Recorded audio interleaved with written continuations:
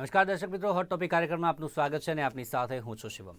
આજે આપણે વાત કરીશું રાષ્ટ્રપતિ પદની ચૂંટણી. આજે જે મતદાન થઈ રહ્યું છે સાંજે 5 વાગ્યા સુધી આ મતદાન છે તે થશે અને સાથે જ અત્યારે વાત કરીએ ગુજરાત વિધાનસભાની તો મતદાન છે તે પૂર્ણ થઈ ચૂકે. તમામ જે ધારાસભ્યો છે 178 ધારાસભ્યો જે મતદાન કરવાના હતા તેમણે મતદાન છે તે કરી દીધું છે. જે પ્રકારની વ્યવસ્થા હતી પંકજ દેસાઈએ જણાવ્યું હતું કે 3 વાગ્યા પહેલાં આ તમામ મતદાનની પ્રક્રિયા છે તે પૂર્ણ થઈ જશે અને તે જ પ્રકારે તમામ ધારાસભ્યોએ મતદાન કરી નાખ્યું છે અને જે પોતાના પક્ષના ઉમેદવાર છે તેમના વિજયની આશા છે તે રાખી રહ્યા છે. વાત કરીએ ભાજપની તો ભાજપ પોતાના જે રાષ્ટ્રપતિ પદના ઉમેદવાર છે દ્રૌપદી મુર્મુ તેમની જીતની આશા છે તે વ્યક્ત કરી રહ્યા છે અને સાથે જ વાત કરીએ કોંગ્રેસની તથા જે અન્ય વિપક્ષની વાત કરીએ તો તે જે પ્રકારે વાત કરીએ તો યશવંત સિન્હાના નામની જે રીતે કહી રહ્યા છે કે તેમનો પણ ભવ્ય વિજય થશે અને તેવું પણ તેમના દ્વારા કહેવામાં આવી રહ્યું હતું કે ક્રોસ વોટિંગ છે તે પણ અહીંયા થઈ શકે છે કારણ કે ભાજપના ઘણા બધા જે સિનિયર નેતાઓ છે તે યશવંત સિન્હા સાથે કામ કરી ચૂક્યા છે અને ભાજપમાંથી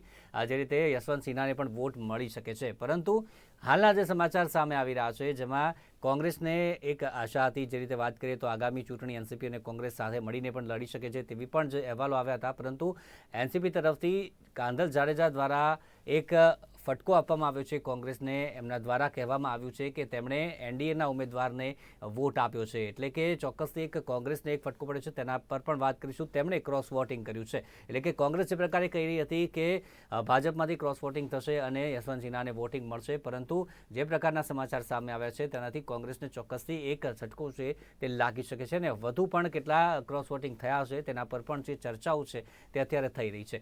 સમગ્ર માહિતી પર અત્યારે આપણે ચર્ચા કરીશું. ચર્ચા સાથે આપણી સાથે મહેમાન જોડાઈ ગયા છે. પ્રશાંત ગઢવી છે રાજકીય વિશ્લેષક, જયવંત પંડ્યા છે રાજકીય વિશ્લેષક અને ડૉક્ટર અજય તિવારી છે આપણી સાથે જોયા છે રાજકીય વિશ્લેષક દિલ્હીથી. સ્વાગત છે તમારું સૌનું નિર્માણ ન્યૂઝમાં. અને સૌથી પહેલાં પ્રશાંતભાઈ આપણાથી શરૂઆત કરીએ. જે રીતે વાત કરીએ દ્રૌપદી મુર્મુ કે જે એક આદિવાસી ચહેરો, પ્રથમ મહિલા આદિવાસી જે રાષ્ટ્રપતિ બનશે જો ચૂંટણી જીતશે તો, અને જે પ્રકારનું વોટિંગ અત્યારે થયું છે અને એક આ સમાચાર પણ સામે આવ્યા છે, શું કહેશો?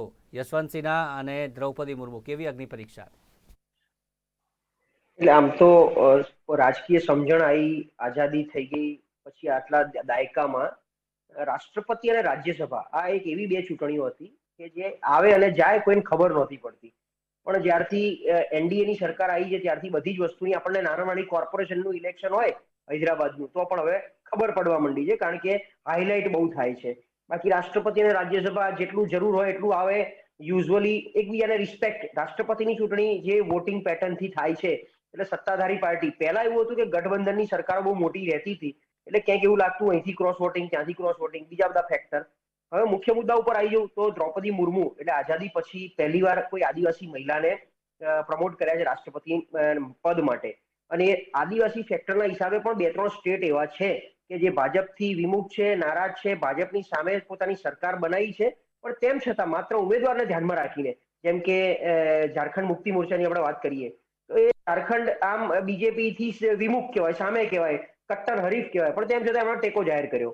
જેડીએસ કર્ણાટક કે એમની પોતાની સરકાર ભાજપે પાડી છે અને સરકાર બનાવી પોતાની, એટલે તો પણ એ લોકોએ ટેકો જાહેર કર્યો છે. તો આ મૂળ એક ફેક્ટર છે આદિવાસી, મહિલા, આ બધું ભેગું થઈ અને બીજું કે અનનેસેસરી આવી ચૂંટણીઓમાં સામે પડવું, કારણ કે હજી હવે છે ને એનડીએ અને યુપીએ બે, મને એવું લાગે છે આ બધા હલી ગયા છે અંદર અંદરથી. કોઈનું રહ્યું નથી, કોણ કોનું છે ખબર ના પડે. શિવસેના અત્યાર સુધી આ બાજુ હતું, હવે અત્યારે કોને ટેકો આપશે, એકનાથ શિંદે ગ્રુપ કોનું, આ ગ્રુપ કોનું. પણ ઓવરઓલ યશવંત સિન્હા ભલે આમ સિનિયર મોસ્ટ છે ભાજપના જ હતા, પણ છેલ્લા ઘણા સમયથી ટીએમસીમાં છે, એટલે એમને એક વિપક્ષનો મજબૂત ચહેરો બનાવીને મોકલ્યા છે. અત્યારે આંકડાકીય ગણિત જોતા મુર્મુજીની જીત બહુ નિશ્ચિત છે. આ એક ફોર્માલિટી વાળું ઇલેક્શન છે, પણ ઇલેક્શન થી બતાવીને હાઈપ બહુ સારો એવો આપી દીધો છે. એટલે 21 તારીખે પરિણામના દિવસે આમ બધું ઓપન થઈ જશે. રાષ્ટ્રપતિનો ચહેરો ઉભો રાખવો એટલે ઇલેક્શન લડવું એક લોકતાંત્રિક પ્રક્રિયા છે, એટલે વિપક્ષ પણ એમની રીતે મહેનત કરતું હોય છે. અને આ વોટિંગ પેટર્નથી વિપક્ષ પણ એમની એક એકતા દેખાડતા હોય છે કે ભાઈ તમે તમારો ચહેરો આપ્યો, અમે અમારો ચહેરો, અને આપણે એક લોકતાંત્રિક પ્રક્રિયા કરી. આવી એક ફોર્માલિટીના હિસાબે મને લાગે છે આ બધું થાય છે. એટલે અત્યારે તો મુર્મુજીની જીત બહુ જ નિશ્ચિત છે. એમાં પણ જે રીતે હમણાંથી સમર્થનો મળ્યા છે એટલે આપણે 21 તારીખે આ જીત ઓફિશિયલી ડિક્લેર થઈ જાય એટલે ફરી પાછી બી આની પર ચર્ચા કરી શકાય કે કેમ વોટિંગ પેટર્ન કોની કેવી રીતે બદલાઈ. જી, डॉक्टर अजय जी, आपके पास आता हूँ। अभी प्रशांत जी ने ऐसा कहा कि एक फॉर्मेलिटी के तौर पे भी देख सकते हैं, क्योंकि द्रौपदी मुर्मू जी की जीत है वो वैसे भी बहुत सारा समर्थन मिलने के बाद पक्की हो चुकी है। आप क्या मानते हैं? सबसे पहले तो मैं आपके निर्माण चैनल के माध्यम से भारत देश की 140 करोड़ जनता को और आप सभी को सादर प्रणाम करता हूं, नमस्कार करता हूं। और भारत देश का राष्ट्रपति चुनाव आप सभी जानते हैं कि भारत देश में जिस व्यक्ति का प्रधानमंत्री होता है, जिस पार्टी का प्रधानमंत्री होता है, अक्सर उसी पार्टी का एक जनादेश उभर के आता है और राष्ट्रपति चयन कर लिया जाता है। लेकिन इस बार का चुनाव बहुत दिलचस्प चुनाव था। आपको याद होगा, अभी 10-15 दिन पहले सिन्हा साहब ने बड़ा अच्छा अपना रोल अदा किया और लगभग भारतीय जनता पार्टी की द्रौपदी मुर्मू भी घबरा गई थी, नरेंद्र मोदी जी भी घबरा गए थे, भारतीय जनता पार्टी के शीर्ष नेतृत्व भी घबरा गए थे। उसका कारण था कि ममता बनर्जी ने जब यशवंत सिन्हा को खड़ा किया था तो उनका कैलकुलेशन था कि बहुत सी ऐसी पार्टियां भारतीय जनता पार्टी को वैल्यूबल वोट ना करके यशवंत सिन्हा को वोट करेंगे। और अभी देखा भी गया कि एक हफ्ता पहले भारतीय जनता पार्टी के द्रौपदी मुर्मू जी के खाते में लगभग 5.5 लाख वैल्यूबल वोट थे और यशवंत सिन्हा के खाते में लगभग 5 लाख वैल्यूबल वोट थे। अब ये 5 लाख 5.5 लाख से ऊपर हो सकते थे अगर शिवसेना या आपके बिहार के मुख्यमंत्री जो नीतीश कुमार की टीम सही ढंग से काम आ जाती तो निश्चित तौर से द्रौपदी मुर्मू का जीतना बड़ा मुश्किल था। लेकिन चूंकि नरेंद्र मोदी जी ने आदिवासी चेहरा उतार कर एक तीर से दो निशाने साधे हैं।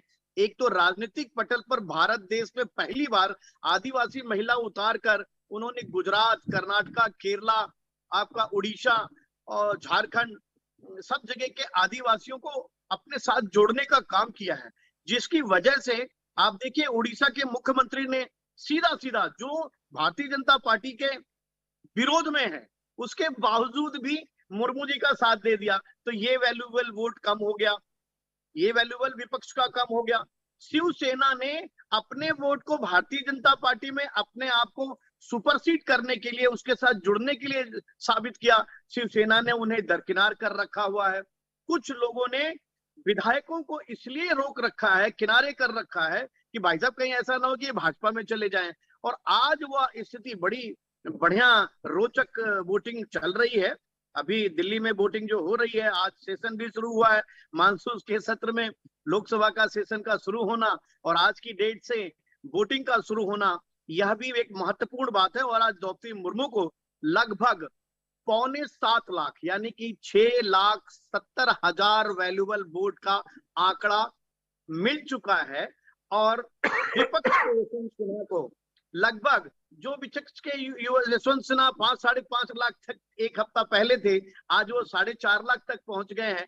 तो निश्चित तौर से द्रौपदी मुर्मू जी की जीत होगी। और मैं आपके चैनल के माध्यम से राष्ट्रपति, जो भावी राष्ट्रपति जुलाई 25 को बनेंगी, 21 तारीख को काउंटिंग होगी, तो मैं पहले से ही बधाई दे देना चाहता हूँ द्रौपदी मुर्मू जी को और इस भारत सरकार के भारतीय जनता पार्टी के नेतृत्व करने वाले प्रधानमंत्री नरेंद्र मोदी जी को कि अब ये राष्ट्रपति का चुनाव बड़ा अच्छा हो गया है और ऑलमोस्ट अब गणना 31 तारीख को होगी। 21 तारीख को गणना के बाद ही निश्चित तौर से साबित हो जाएगा कि कौन जीत रहा है। અભિનંદન પાઠવી દીધા છે અજયભાઈએ કે દ્રૌપદી મુર્મુ જીતશે. પ્રશાંતભાઈએ પણ તેમણે હમણાં કહ્યું કે તેમની જીત ઔપચારિક આ ચૂંટણી છે, તેમની જીત નક્કી જ છે. પરંતુ જે રીતે વાત કરીએ, ભાજપે એક તીરથી કેટલા નિશાનામાં માર્યા છે, હમણાં અજયભાઈએ જે રીતે વાત કરી. ભાજપ માટે ગયા વખતે પણ રાષ્ટ્રપતિ પદની ચૂંટણી છે એને જે ફ્લોર મેનેજમેન્ટ કહેવાય છે પાર્લામેન્ટની ભાષામાં, સંસદની ભાષામાં, એટલે કેટલાક પક્ષો છે આમ સામે દેખાય પણ સામે જ્યારે આવી પણ કોઈ પણ બાબત આવે, દાખલા તરીકે આપણે નવીન પટનાયક અને એનું બીજો જનતા દળ, તો એ લગભગ ઓડિશામાં ભાઈ સામસામે હોય, પરંતુ જ્યારે રાજ્યસભામાં કંઈ પણ આવા મહત્વના મતદાનની વાત હોય તે સાથે આવી જાય. બીજું ઉમેદવારની પસંદગી, આમાં મને લાગે છે યશવંતસિંહે જતી ઉંમરે બહુ મોટી ભૂલ કરી છે. કારણ કે ડોક્ટર એપીજે અબ્દુલ કલામનો આપણે દાખલો યાદ કરીએ 2012માં જ્યારે રાષ્ટ્રપતિની ચૂંટણી હતી અને મુલાયમસિંહ યાદવ અને મમતા બેનર્જીએ એમના નામની જાહેરાત કરી હતી. પરંતુ પછી પ્રણવ મુખર્જીના નામની જાહેરાત થઈ અને ડોક્ટર એપીજે અબ્દુલ કલામે કહ્યું કે જો સર્વસંમતિ ન હોય મારા માટે તો હું ઉભો નહીં રહું. એમણે ગરિમા જાળવી અને એ ગરિમાના કારણે આજે પણ આપણે એમને યાદ કરીએ છીએ. યશવંત સિંહાને જે સત્તાની તાલાવેલી છે એ સ્પષ્ટ દેખાય છે અને એના કારણે એ આ ચૂંટણીમાં ઉભા રહ્યા. સ્થિતિ એ થઈ કે એક સમયે નાણાં પ્રધાન હતા અને નીતિશ કુમાર છે એ એનડીએમાં રેલવે પ્રધાન હતા. હવે નીતિશ કુમાર છે એનો ફોન નથી ઉપાડતા એવી ફરિયાદ યશવંતસિંહ કરી રહ્યા છે. એ તો ઠીક, પણ મમતા બેનર્જીએ પણ એમને ઉભા રાખ્યા પરંતુ એમના માટે કોઈ સમર્થનમાં કઈ કર્યું નથી. બંગાળમાં એમણે ના પાડી દીધી કારણ કે આદિવાસીની સંખ્યા બધી જ જગ્યાએ છે, એટલે આદિવાસીને કોઈ દુખી કરવા માંગતું નથી. એ સ્પષ્ટ ચૂંટણીમાં આપણે દેખાઈ આવે છે. બીજું શિવસેનાની વાત છે તો એમાં પણ જે સાંસદોએ વિદ્રોહ કર્યો કે નહીં અમે આના મત આપવાના મતના છીએ, એના માટે થઈને ઉદ્ધવ ઠાકરેને નિર્ણય લેવો પડ્યો કે આપણે મત આપીશું ને સંજય રાઉતે ટંગડી ઊંચી રાખી કે આ મત આપીએ છીએ એનો અર્થ એવો નથી કે ભાજપને આપણે સમર્થન આપીએ છીએ. પણ ગમે તેમ એમણે સમર્થન આપ્યું છે એટલે મને લાગે છે કે દ્રૌપદી મુર્મુજીની જીત છે એ નિશ્ચિત છે. જી પ્રશાંતભાઈ, એમણે વાત કરી જે રીતે શિવસેનાની વાત કરી, સાથે જ વાત કરી હમણાં અજયભાઈ જો બિહારની વાત કરી, નીતિશ કુમારની પણ વાત કરી. આવા ઘણા બધા પાસા છે. હમણાં જયવંતભાઈએ કહ્યું કે જે યશવંત સિન્હાએ જે બહુ મોટી ભૂલ કરી છે, આને આપ કઈ રીતે જોઈ રહ્યા છો તમામ વાતને?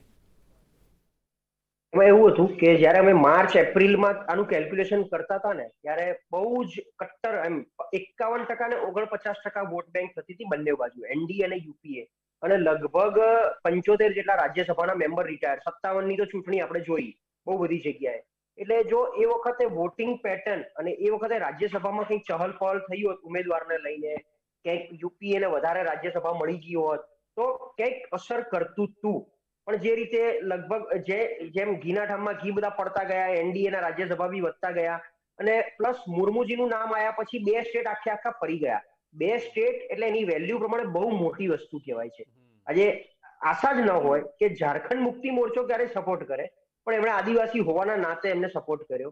એ જ રીતે ઓડિશા, કે ઓડિશાની દીકરી છે મુર્મુજી, એટલે ઓડિશાએ સપોર્ટ કર્યો. આ 2 સ્ટેટ અને શિવસેના 3 સ્ટેટ આખા ફરી ગયા. એટલે કોઈ પણ આખું પાસું બદલાઈ ગયું. બાકી જે દિવસે અમે માર્ચ મહિનામાં ગણતરી કરી હતી ત્યારે જે 5,48,000 વોટ જોઈએ જીતવા માટે, એની જગ્યાએ 5,31,000 વોટ મુર્મુજી જોડે હતા. એટલે કોઈ પણ એનડીએ ના ઉમેદવાર, મુર્મુજી તો પછી આયા, એનડીએ ના ઉમેદવાર પાસે 5,31,000 17,000 જેટલા ગેપ હતો. એ ગેપ વધી શકતો હતો જો આ શિવસેના વાળું ના થયું હોત, બીજું કઈ ફેક્ટર ના આવ્યું હોત.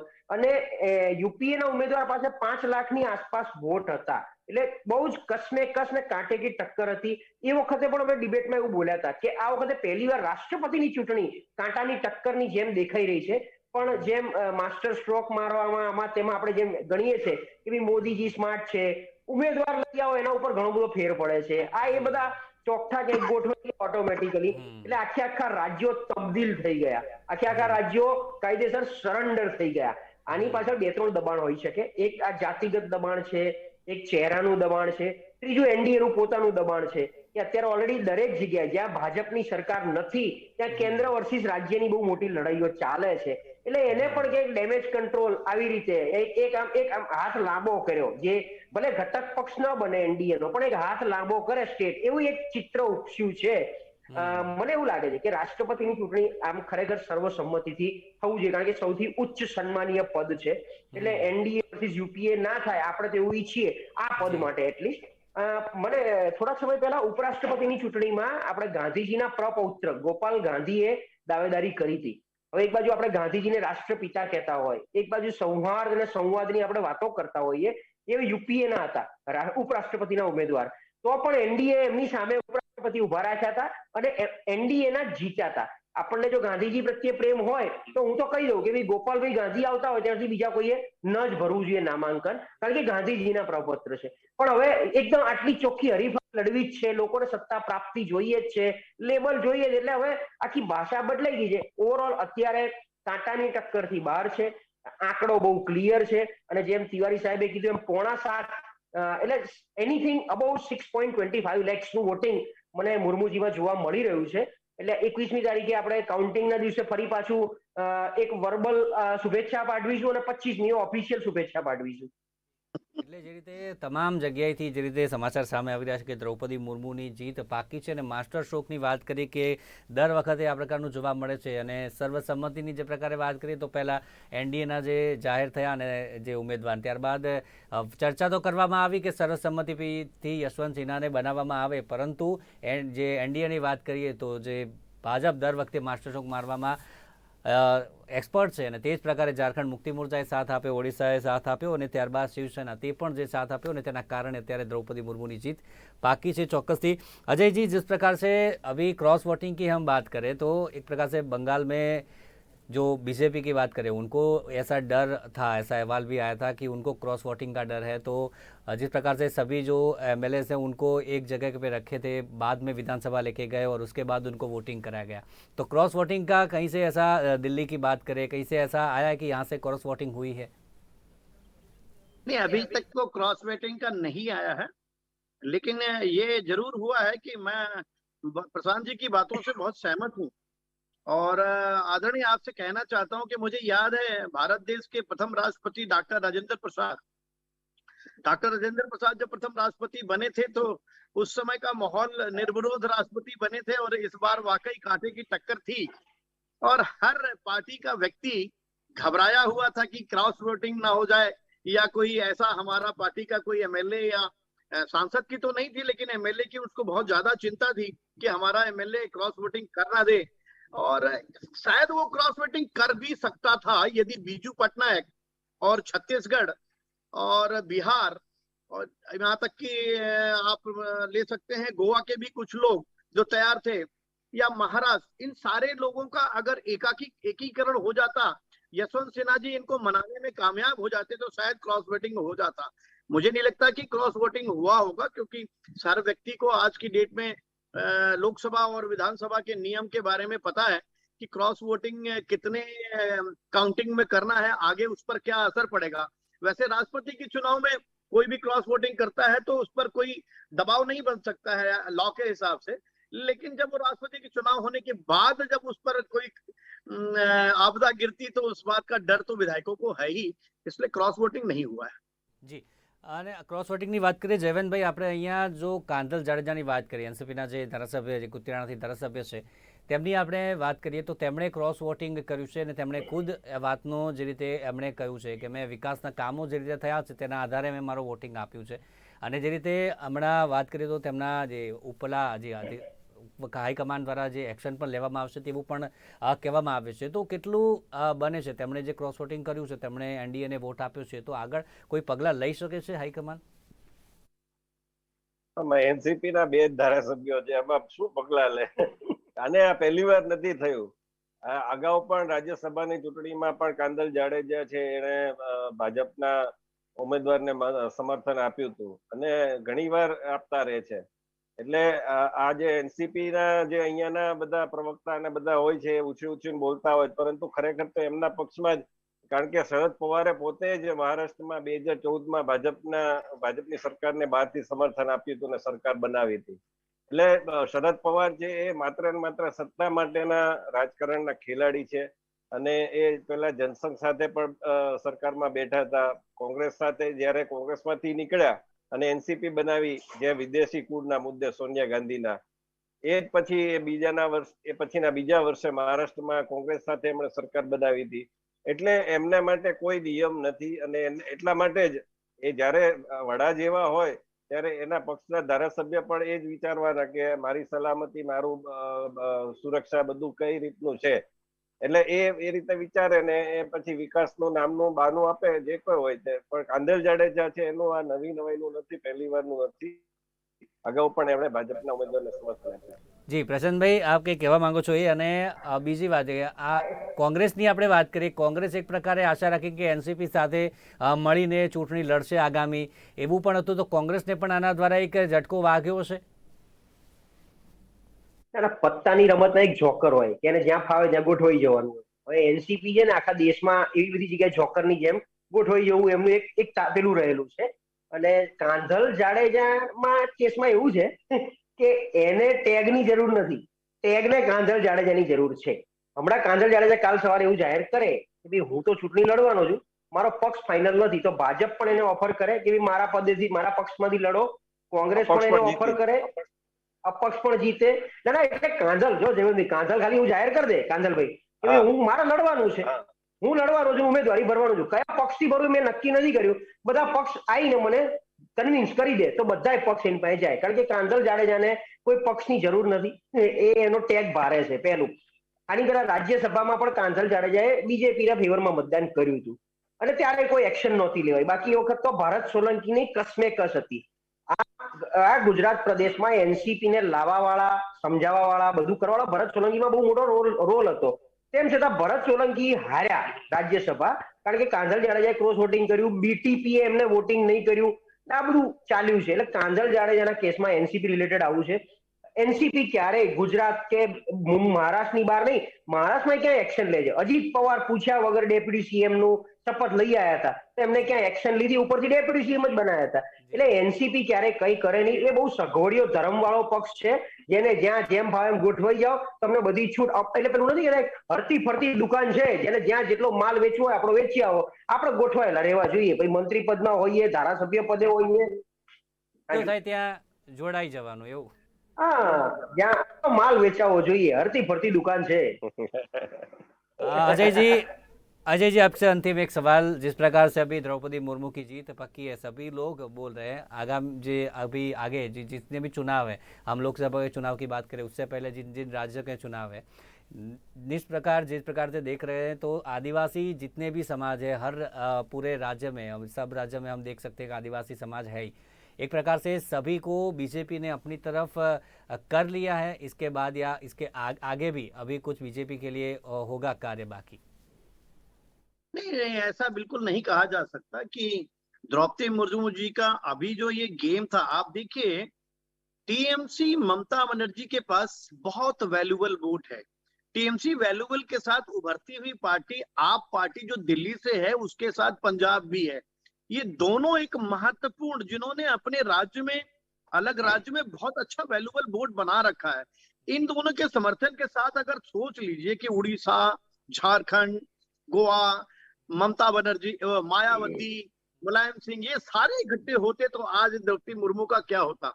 हाँ, ये अलग बात है कि भारतीय जनता पार्टी ने द्रौपदी मुर्मू को भारत देश की पहली आदिवासी महिला बताकर आदिवासियों का दिल जीतने का काम किया है. लेकिन भारतीय जनता पार्टी के साथ बहुत से ऐसे आदिवासी लीडर्स, जैसा कि आप जान सकते हैं, उड़ीसा, गुजरात और जगह जो लोग हैं, वो आदिवासियों को अपनी तरफ खींचने का काम करेंगे और इसमें भारतीय जनता पार्टी का फायदा हो सकता है, पर बहुत हो सकता है, ये अभी कहा नहीं जा सकता. તો અત્યારે આપણે ચર્ચા કરી રાષ્ટ્રપતિ કોણ બનશે. તો આગામી સમયમાં 21 તારીખે મતગણતરી થશે ને ત્યારબાદ જે ઓફિશિયલ એનાઉન્સમેન્ટ થશે ત્યારે ખબર પડશે. પરંતુ હાલ જે રીતનું તમામ જગ્યાએથી એ સમાચાર જે કહી શકાય કે એક સમર્થન કહી શકાય, જેમાં દ્રૌપદી મુર્મુ ચોક્કસથી વિજેતા બનશે તેવું અત્યારે કહેવું છે. અત્યારે આપણી સાથે જોડાયા જયવંતભાઈ, પ્રશાંતભાઈ અને ડૉક્ટર અજય તિવારી. ખૂબ ખૂબ આભાર આપ ત્રણેયનો અમારી સાથે જોડાયા તે બદલ. આપ સબકો નમસ્કાર. તો દર્શક મિત્રો, હોટ ટોપિક કાર્યક્રમમાં અત્યારે બસ આટલું જ. ફરી મળીશું એક નવા મુદ્દા સાથે. ત્યાં સુધી રજા આપશો. જોતા રહો નિર્માણ ન્યૂઝ. નમસ્કાર.